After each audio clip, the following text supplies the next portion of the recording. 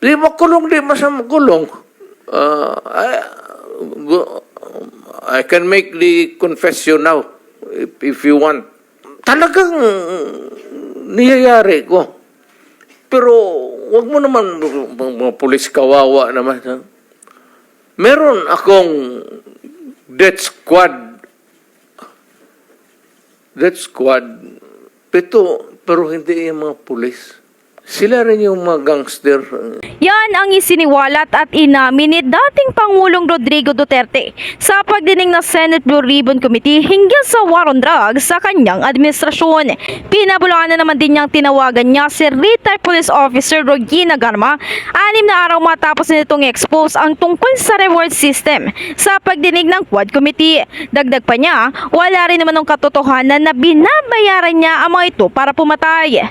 At least you can air your side, Mr. President, kung talagang totoong may reward money o wala. Sir, sagutin kita ng ganito. Bakit ako magbayad sa kanila? Trabaho mo nila yan.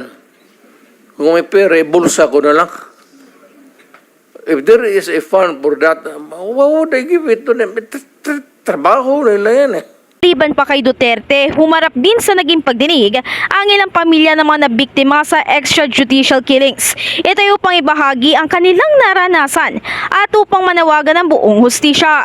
Kasunod nito, hinimok naman din ng dating Pangulo Mayton na maghain na lang ng kaso laban sa kanya sa korte.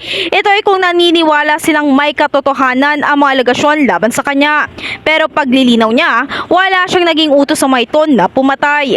So, bombshell yung sinabi po ng dating presidente na meron na silang death squad, anuman ang pangalan yan, police o non-police ba yan, kasi it looks like what we are investigating now, yung ginamit na instrumento para sa war on drugs na nagbunga ng napakaraming extrajudicial killings. You are For the record, Mr. correct, ma'am. Thank you, ka talaga. Mr. Chair. Tama ka talaga. So, ganito na lang.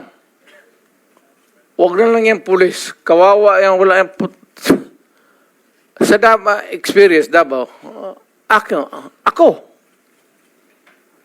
Imbestigahan niya ako. Set a date for an investigation para sa akin.